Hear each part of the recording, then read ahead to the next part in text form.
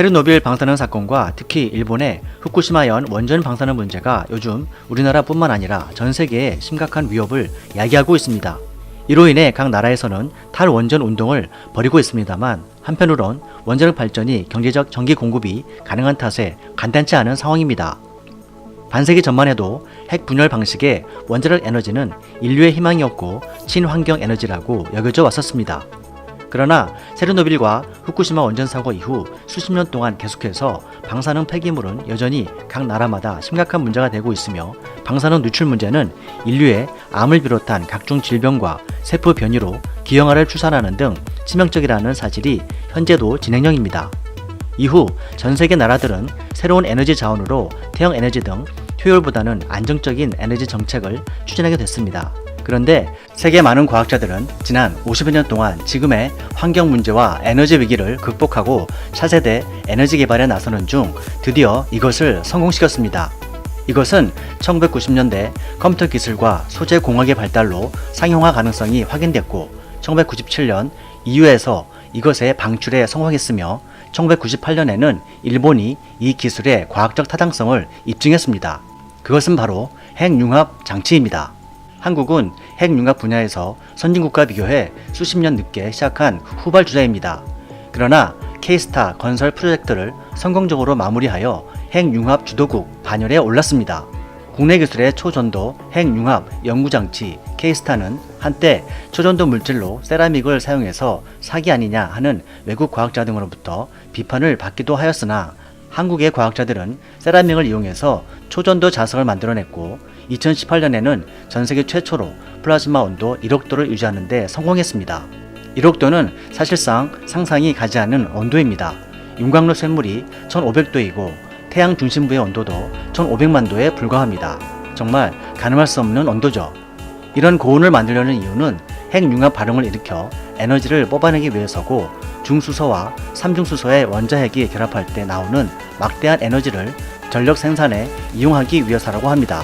태양도 이 같은 핵융합 반응으로 빛과 열을 태양계에 발산하고 있습니다.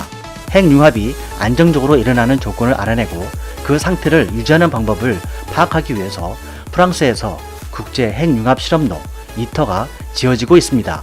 그런데 한국이 3천억을 들여 성공한 K-스타의 데이터와 노하우가 이곳 이터 운영의 핵심이 돼서 각종 핵심 부품들을 한국이 속속 납품하고 있다고 합니다. 그 중에서도 핵심 부품인 열차 폐체는 7만 개의 볼트로 조립된 높이와 지름이 25m, 무게 900톤에 이르는 부품으로서 한국이 상세 설계부터 제작, 최종 검수까지 모두 성공적으로 제작 마무리해서 올해 9월 프랑스로 보내졌습니다. 2025년 완공을 목표로 하는 이터에서 한국은 2016년 현대중공업이 1250억 원의 핵심 부품을 수주했고 지난해 말 비츠로테크가 145억 설계 제조 프로젝트를 따내 누적 수주액은 6천억 원 규모에 이르러 K-스타 건설비 2배를 벌었습니다.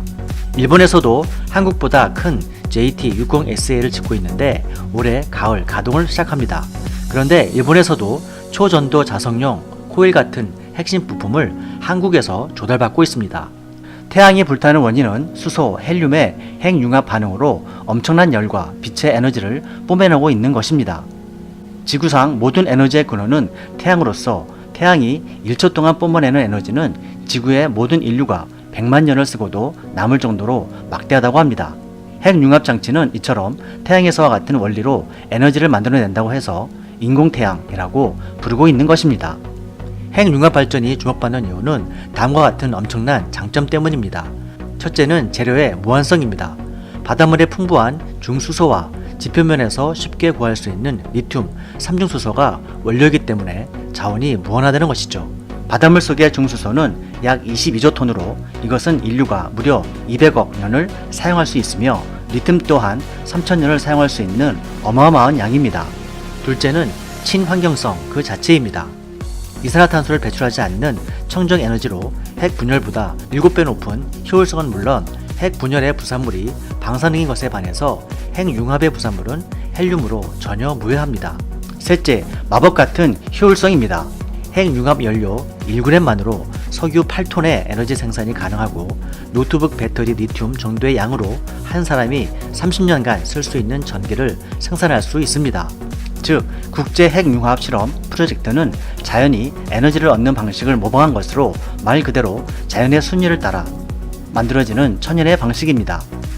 한국의 핵융합연구소는 핵융합 원천 기술을 확보하고 21세기 가장 진보된 형태의 핵융합 연구장치를 개발하여 1988년에 핵융합 발전 국제 공동연구기구인 이터에 가입했습니다. 기존 미국과 일본의 구형 핵융합보다 무려 30배 이상 뛰어난 독자적인 기술을 인정받아서 매우 좋은 조건으로 참여하고 있으며 기득권을 획득했습니다. 대한민국은 지금 차세대 에너지 인공태양을 만드는 핵융합 실험 프로젝트에서 주도권을 잡고 미래 에너지 시대 세계를 선도하고 있습니다. 시청해주셔서 감사합니다.